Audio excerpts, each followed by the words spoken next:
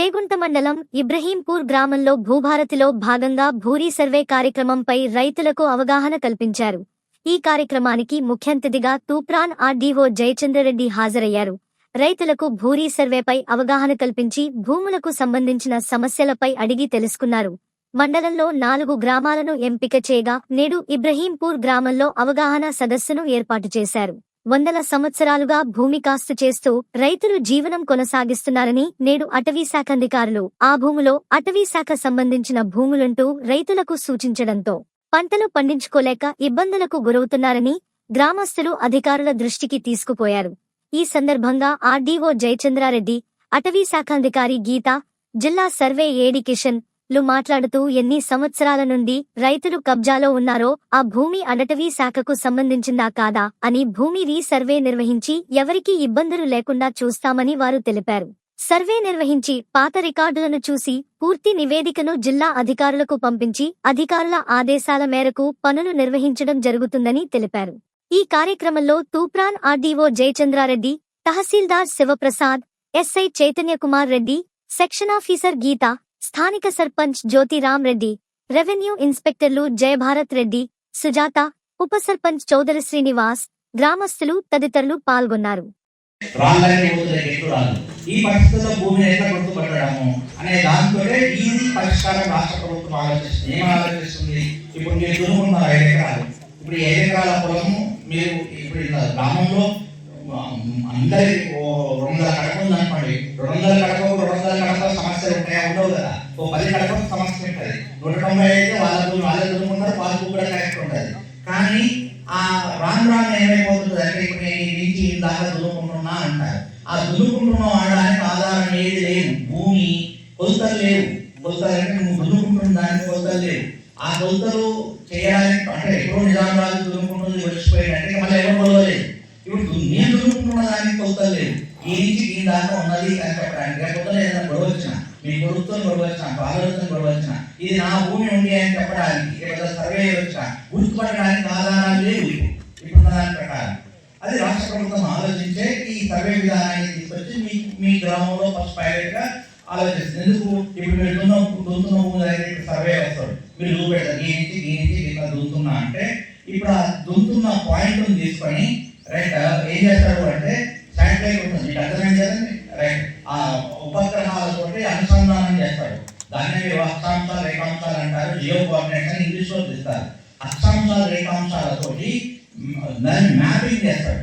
మీకు అర్థం కదా, మీరు ఏ పాయింట్ లో దున్నుతున్నారు అనేది. అది ఎప్పటికీ మారదు. ఎందుకనంటే ఇప్పటికి కూడా మీరు గుర్తుపెట్టుకోండి, ఎవరైనా కానీ మీరు గ్రామంలో ఇంకో ఊరికి పోతున్నట్టయితే లొకేషన్ పెట్టమని అడుగుతారు. వాట్సాప్ లో లొకేషన్ పెడతారు. ఐడియా ఉంది. ఏదైనా ఊరికి వస్తే ఇంటికి పోవాలంటే ఇక్కడ గ్రామ పంచాయతీ రావాలి. గ్రామ పంచాయతీ రావాలంటే ఎక్కడ ఉందో తెలియక నేను చెప్తా ఎంఆర్ఓకి లొకేషన్ పెట్టండి అంటాను. ఎంఆర్ఓ వాట్సాప్ లో లొకేషన్ పెడతారు. మీకు ఐడియా ఉందనుకుంటా లొకేషన్ పెడతారు. ఆ లొకేషన్ ఓపెన్ చేసుకొని వస్తే కార్ గాడి తీసుకొచ్చి నన్ను ఆపేస్తారు. కాన్సెప్ట్ ఏంటంటే భూభారతి అనేది చట్టం. భూభారతి చట్టాన్ని 2024 డిసెంబర్ మాసంలో అసెంబ్లీలో బిల్లు పాస్ చేసి జనవరి 2025 నాడు గవర్నర్ గారి ఆమోదం పొంది జనవరి 4 నాడు గెజెట్ పబ్లికేషన్ అయింది. అంటే తెలంగాణ ప్రాంతంలో ఉన్న భూములన్నింటినీ రీసర్వే చేయాలి. సర్వే అయి మనకు 100 సంవత్సరాలు అవుతుంది. నిజాం గవర్నమెంట్ సర్వే అయిందంటే మళ్ళీ మనకు సర్వే కాదు.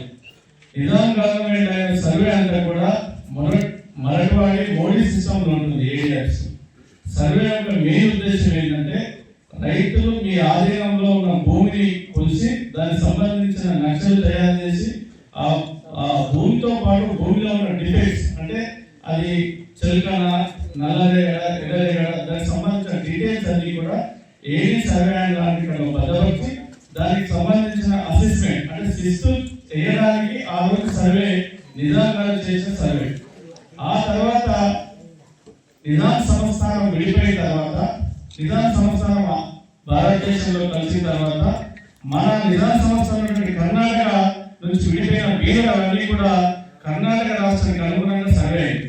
మహారాష్ట్ర ఏదైతే విడిపోయిన నాందేడ్ కానీ ఔరంగాబాద్ మహారాష్ట్ర సిస్టానికి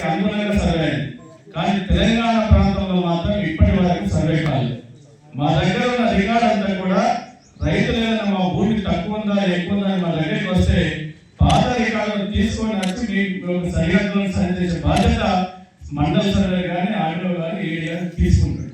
కానీ ఆ రికార్డ్ అంతా శిథిలావస్థలు పోవడం వల్ల అతను మేము నిర్ణయించలేకపోతున్నాం. దీనికి అనుకున్నాను కరెక్టే. మా స్థాయిలో మేము ఫారెస్ట్ వాళ్ళము గతంలో మీరు చెప్పిన ఏవైతే 2 సర్వే నంబర్లు ఉన్నాయో అవి సర్వే చేయడం జరిగింది అన్నగారు. మీకు కూడా అవగాహన ఉంది. అయితే అప్పుడు నేను లేదు కానీ ఉన్న ఆఫీసర్ల ద్వారా మాట్లాడడం జరిగింది. మళ్ళీ మనం ఇప్పుడు ఒక్కసారి దాన్ని మీరు అన్నట్టుగా దానివల్ల మీకు ఆగిపోయినటువంటి బెనిఫిట్స్ అన్ని మీ కాలంలో చెప్తున్నారు. కానీ మన గజెట్ ప్రకారం చూస్తే అంటే ఫస్ట్ ఇయర్ అంటే అప్పుడున్న నిజాం పీరియడ్లో 1942లోనే యాక్చువల్గా రిజర్వ్ ఫారెస్ట్ గా డిక్లేర్ అయింది. సో నేను సర్వే చేయొద్దు, మళ్ళీ రీసర్వే చేద్దాం. ఎంఆర్ఓలు మేము కలిసి రీసర్వే చేసి దానికి సంబంధించి ఆల్రెడీ మీ పొజిషన్లో ఎన్ని ఇయర్స్ నుండి ఉన్నారో ఏంటిది అనేది ఇక్కడ చాలా మంది పెద్ద మనుషులు ఉన్నారు. వాళ్ళు 2-3 తరాలు చూసిన వాళ్ళు కూడా ఉన్నారు. అంటే దే ఆర్ ద ఏమంటారు ఎవిడెన్సెస్, అంతేనా? అంటే మేము మీ ముందు చాలా చిన్న పిల్లలం, కానీ చట్టంలో ఉన్న దాని ప్రకారం మీరు అక్కడక్కడ అడుగుందా ఏముంది ఎక్కడ హద్దులు ఉన్నాయి అనేది ప్రతి ఒక్కటి మీకు తెలిసి ఉంటుంది. అవునా కదా? దీనికి మేము మీకు పూర్తి స్థాయిలో సహకరిస్తాము.